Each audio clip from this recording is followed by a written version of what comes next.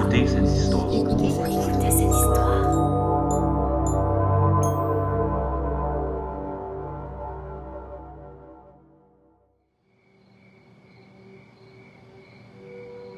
L'obscurité recouvre la campagne de son manteau.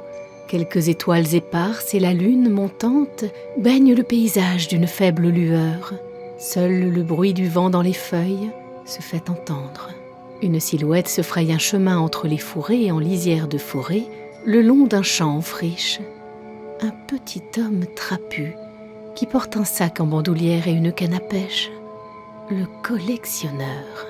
À l'extrémité de la prairie, il s'arrête et dépose au sol la lourde besace qui écrase un carré d'herbe sous son poids. Le tintement du verre résonne dans la nuit, puis le cliquetis de la moulinette de la canne. Pourtant, il n'y a ni lac ni rivière alentour. Sa vieille casquette de toile élimée marque un soubresaut quand l'homme lance la ligne vers le ciel. Au lieu de retomber, le fil reste suspendu dans les airs. À nouveau, le cliquetis résonne. Petit à petit, la ligne se tend et une étoile se met à bouger dans le ciel. L'homme l'attire sur terre avec son hameçon d'argent. Elle se débat avec force. Elle sait ce qui l'attend. Mais le petit homme est plus fort et, centimètre à centimètre, il l'amène à lui. Enfin, elle renonce et se détache de la toile nocturne. « Ah, ma douce, tu vas rejoindre ma collection. » L'homme sort un pot de confiture de son sac. Il brille de centaines de points lumineux, autant d'étoiles arrachées à leur foyer.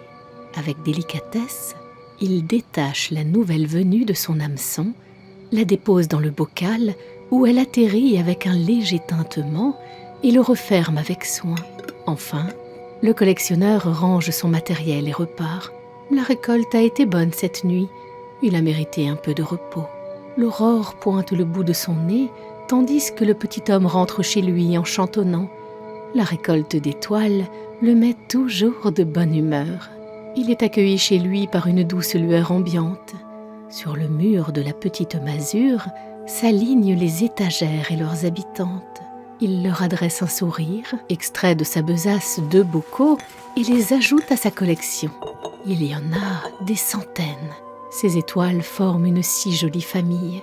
Certaines émettent une lueur bleutée, d'autres un peu rouge, d'autres enfin brillent d'un jaune vif. Toutes ces couleurs et ces lumières, que vous êtes belles. Un jour, vous serez toutes là. Le collectionneur leur souffle un baiser de sa petite main calleuse et rejoint son lit. Il enlève son veston, délace ses chaussures et se glisse sous l'édredon vert. Bonne nuit. Les rayons qui percent entre les volets le réveillent. Le collectionneur bougonne. Il n'aime pas la lumière du jour. Le soleil est trop grossier et brillant. « Il est trop tôt. Laisse-moi tranquille, soleil !» Il se retourne en ronchonnant et se rendort. Le petit homme se lève enfin.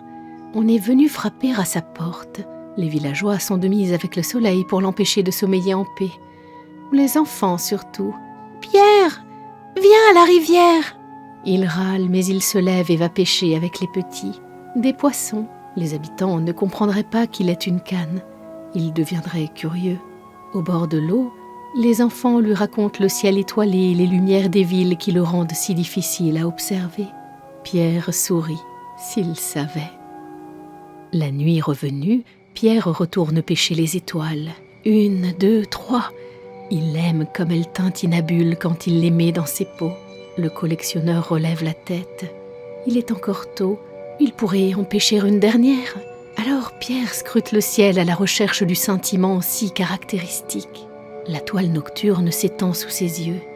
Pas un nuage à l'horizon, grâce à la brise qui lui caresse la nuque. On ne pourrait espérer un plus beau ciel. Pourtant, il ne voit pas un seul point lumineux. Aurait-il récolté la dernière étoile sans s'en rendre compte ? Difficile à croire, elle paraissait si nombreuse au début. Il travaillait dur depuis tant d'années. Logique que sa collection arrive à terme. Seulement, il ne songeait pas que cela adviendrait de son vivant. Comment avait-il pu se laisser surprendre ? S'était-il tant concentré sur les étoiles restantes qu'il n'avait pas remarqué la noirceur du ciel, Lentement, l'idée fait son chemin. Terminé, il a réuni toutes les étoiles du ciel dans ses bocaux. Un sourire se dessine sur ses lèvres qui se transforme en rire. Il a atteint son but. Pierre esquisse un pas de danse, une pirouette, et se laisse tomber dans l'herbe fraîche avec un soupir de satisfaction. Satisfait, il contemple le ciel, vide, à l'exception de la lune. « Tu es bien trop grosse pour que je te pêche, toi !» C'est le pas léger et en chantonnant que le petit homme retourne chez lui. Il jette sa canne à pêche et la besace de toile vide par terre et ajoute le dernier bocal aux étagères. Puis il traîne son fauteuil face au mur, se cale confortablement et contemple sa collection jusqu'à finir par s'endormir, son plaid sur les genoux. Quand il ouvre enfin les yeux, il fait à nouveau nuit. Au travail! Pierre se lève, boit un thé puis s'habille chaudement. Les nuits se font froides, l'hiver se profile. Il enfile ses chaussures, attrape un pot vide et se dirige vers la porte, avant de se figer. Le collectionneur regarde le bocal au creux de sa paume calleuse. Il ne sera jamais rempli, comme la dizaine d'autres rangés au pied de l'étagère. Il a surestimé le nombre de ses prises. Il laisse tomber le pot qui heurte le parquet dans un bruit sourd et retourne s'affaler sur son fauteuil. Que vais-je faire de mes nuits ?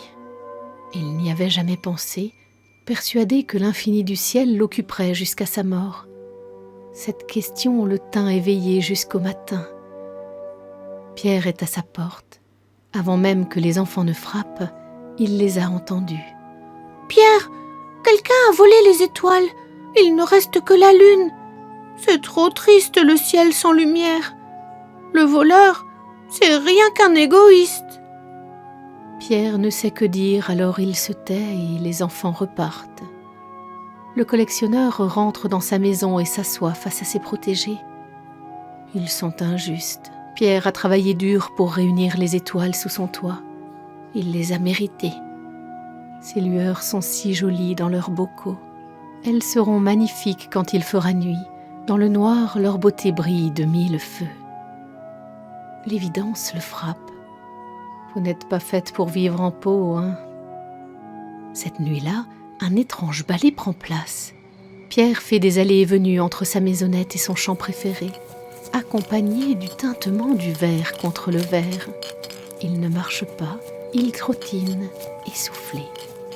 Dans la prairie s'élève une lueur plus forte à chaque voyage. Enfin, Pierre ajoute le dernier pot. Avant de faire ce qu'il doit, un discours s'impose. Vous chatoyez sur mon étagère, vous resplendirez dans le ciel. De toute façon, je m'ennuierais si je n'avais plus d'étoiles à récolter. Alors, vous et moi, nous allons faire un marché. Ce soir, je vous renvoie chez vous. Demain, je reviendrai pêcher comme je l'ai toujours fait. Après 1 an, je vous rendrai les sœurs que j'aurai enlevées, avant de recommencer. Ainsi, vous continuerez à être belle, et je ne perds pas ma raison de vivre. Le sourire aux lèvres, il songe à la joie des enfants en découvrant le retour des étoiles. Ils avaient raison, sa collection est un peu égoïste. Pierre attrape les pots. Un par un, il dévisse le couvercle et offre leur liberté à ses protégés qui filent dans le ciel en laissant derrière elles une traînée de lumière. Pas une ne rechigne, elles y aspiraient depuis si longtemps. Chaque étoile reprend place sur la trame céleste, retrouve le tracé des constellations. Bocal après bocal, la nuit s'illumine. Pierre rit à gorge déployée. Quel spectacle! Il pousse un soupir de tristesse en reposant le dernier bocal. Tout ce travail. Elles lui manqueront, mais c'est mieux ainsi. Sa collection dissoute, il faut reprendre à zéro. Le lendemain, les enfants lui racontent comment ils ont assisté au retour des étoiles. « C'est mon papa qui m'a réveillée. Il ne voulait pas que je rate ça. Elle n'arrêtait pas d'apparaître. Un vrai spectacle. » La nuit s'étend à nouveau. Après son thé rituel, le collectionneur enfile son veston fétiche, attrape sa canne à pêche, un pot et quitte la maison. Il marche à grandes enjambées et jette un œil aux étoiles qui brillent au-dessus de sa tête. Ah, ça m'aurait manqué. Ces sorties nocturnes, L'art de choisir la bonne prise, voilà ce qu'il aime. Sans cela, il ne serait plus le collectionneur. Ce n'est pas vraiment de terminer l'important, c'est le bonheur de la récolte.